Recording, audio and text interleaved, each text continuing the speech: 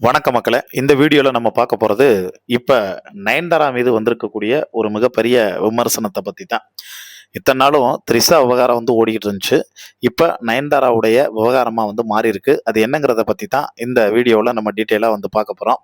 அதுக்கு முன்னாடி நம்ம சேனல சப்ஸ்கிரைப் பண்ணாம இருந்தீங்கன்னா, மறக்காம சப்ஸ்கிரைப் பண்ணிக்கங்க. அதுக்கப்புறம் வீடியோவுல அந்த வியூ ப்ராடக்ட்னு ஒரு ஷோ ஆகும் உங்களுக்கு. அந்த ப்ராடக்ட்ட கிளிக் பண்ணீங்கன்னா, அதுல ஏகப்பட்டது 80% 90% ஆஃபர்லாம் போட்டிருக்காங்க. உங்களுக்கு ரொம்ப அவசியமா, அத்தியாவசியமா இருந்து தேவைப்பட்டா மட்டும் அத பர்ச்சேஸ் பண்ணி வாங்கிக்கங்க. இப்போ வாங்க நம்ம வீடியோக்குள்ள போலாம். அதாவது எம்பி சிவி சண்முகம் ஒரு பொது வாழ்க்கைக்கு வந்ததுக்கு பிறகும் ஒரு அரசியல்வாதியினுடைய வார்த்தைகளா இருக்கட்டும், அவங்க செய்யக்கூடிய செயல்களா இருக்கட்டும், எல்லாராலையும் ரொம்ப உற்று நோக்கப்படும். எல்லாராலையும் கவனிக்கப்படும். அவங்க ஒரு சின்ன வார்த்தை பேசினாலும், அது வேற மாரியான ஒரு ரியாக்ஷனை ஏற்படுத்தும். அது நல்லது செஞ்சாலும் சரி, கெட்டது செஞ்சாலும் சரி. நல்லது பண்ணா தூக்கி வச்சு கொண்டாடுவாங்க. அதுவே ஏடாகூடமா பேசினா தூக்கி போட்டு மிதிப்பாங்க. இது 2மே காலங்காலமா நடந்துகிட்டு தான் வந்திருக்கு. இப்ப அப்படித்தான் ஒரு எம்பி, அதாவது சிவி சண்முகம்ங்கிற எம்பி, அவர் என்ன பண்ணியிருக்காரு, வாயில வாஸ்து சரியில்லாம நாக்குல சனி ஏறி உட்காந்து ஒரு வார்த்தையை விட்டுருக்காரு. அந்த வார்த்தை தான் இப்ப மிகப்பெரிய காட்டு தீ மாதிரி வைரல் ஆயிட்டு இருக்கு.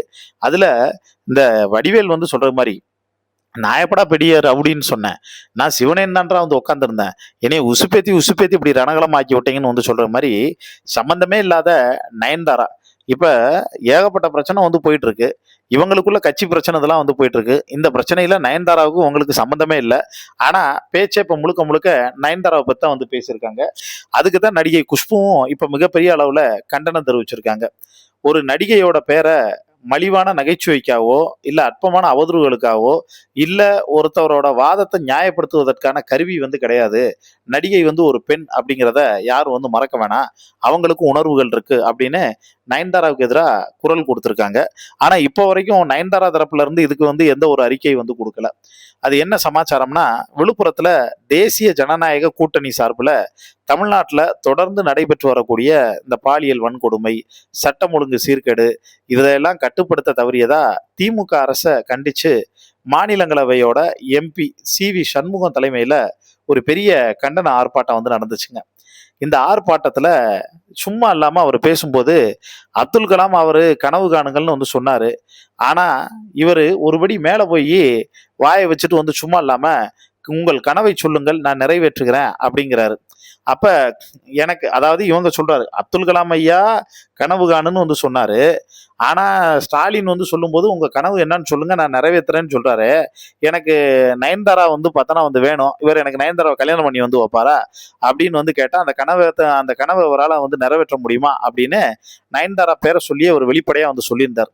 இந்த சிவி சண்முகத்தோட இந்த அரசியல் நாகரிகமற்ற பேச்சுக்கு தான் பலரும் கண்டனங்களை தெரிவிச்சுட்டு வந்திருக்கக்கூடிய நிலைமையில, தமிழக பாஜக துணைத் தலைவருமான குஷ்புவும் கண்டனம் தெரிவிச்சிருக்காங்க.